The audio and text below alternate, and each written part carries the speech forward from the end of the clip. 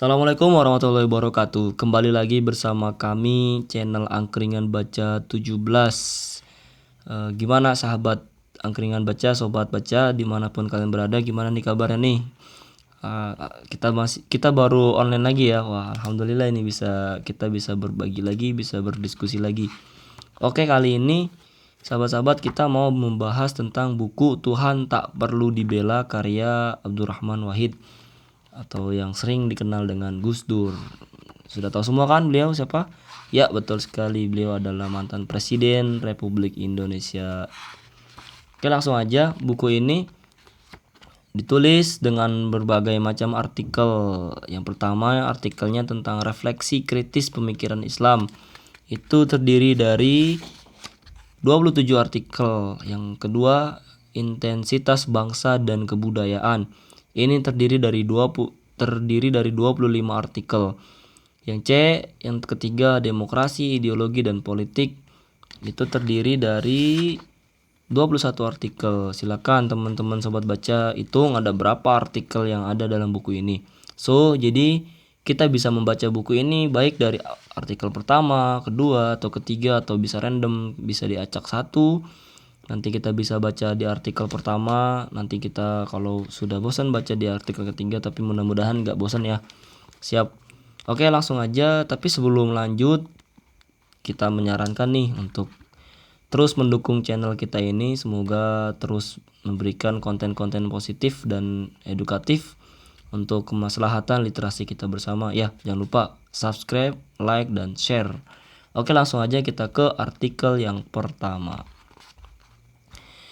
Artikel pertama ini judulnya 3 Pendekar dari Chicago. Generasi pertama cendekiawan muslim dari Universitas Chicago adalah 3 orang, yaitu Nurcholish Madjid, Amin Rais, dan Ahmad Syafi'i Ma'arif. Teman-teman bisa lihat sendiri nanti ketiga tokoh ini apa pengaruhnya ya. Hingga kini merekalah yang dianggap mewakili angkatan pertama itu karena memang belum muncul generasi keduanya. Ketiga pendekar di atas ternyata tidak menampilkan citra yang sama dan padu seperti para alumni Universitas McGill di Montreal, Kanada. Mafia McGill hampir semuanya menjadi agen pencerahan yang bersikap serba terbuka pada hal-hal baru, termasuk gagasan kerukunan antar umat beragama. Mafia itulah yang kemudian menguasai Departemen Agama sejak Profesor Ahmad Mukti Ali menjabat menteri agama pada tahun 1970-an. Walaupun berbeda dedengkotnya, seperti Kafrawi MA dibantai oleh Menteri Agama Alamsyah Ratu Perwiranegara tahun 1978 sampai 1983. Toh secara keseluruhan mafia tersebut masih kukuh menopang kegiatan departemen tersebut. Hal itu terjadi karena kuatnya kohesi para anggotanya, mulai dari Ahmad Mukti Ali dan Harun Nasution hingga yang baru pulang belakangan ini dari sana.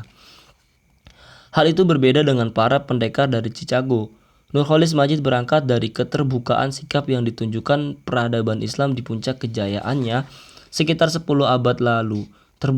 Keterbukaan Islam yang membuat Islam mampu menyerap yang terbaik dari manapun datangnya. Proses penyerapan itu menjadikan Islam agama yang syarat dengan nilai universal yang dianut umat manusia secara tidak berkeputusan. Oleh karena itu, Nurcholish Madjid selalu menekankan pentingnya mencari persamaan di antara semua agama dan semua kebudayaan.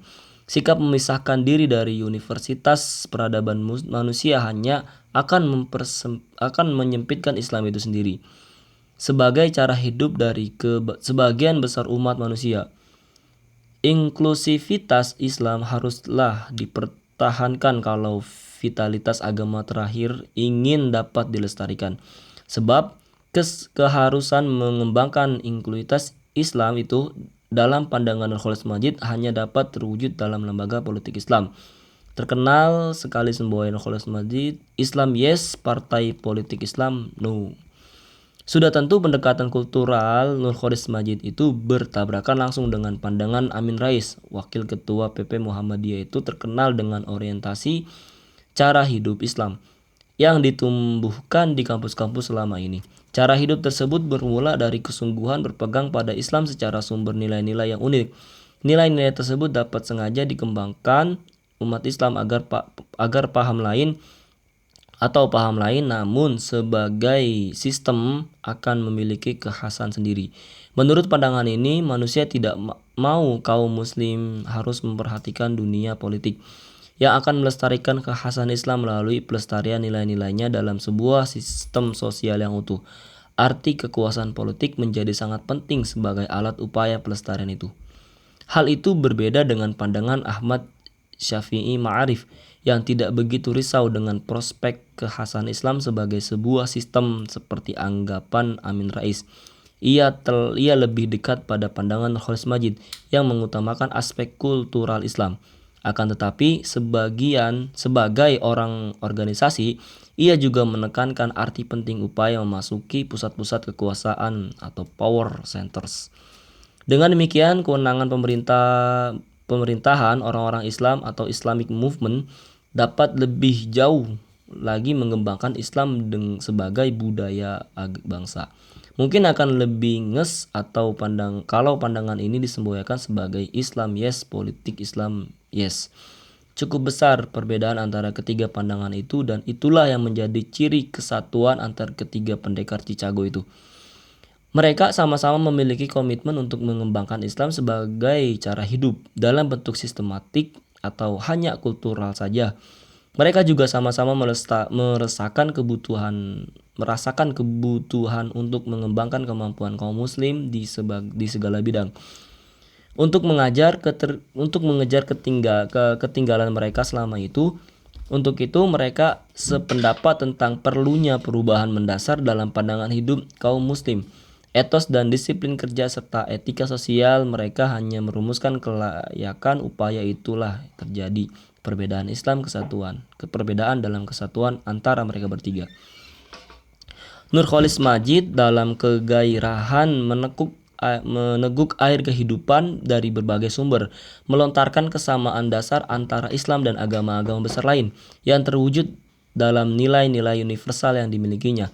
Kontan pandangan aneh ini digebuk beramai-ramai oleh kalangan umat atau gerakan Islam. Ridwan Saidi dan Daud Rashid mengulitinya tanpa kasihan dan menuntut agar Nurcholish Madjid itu bertobat.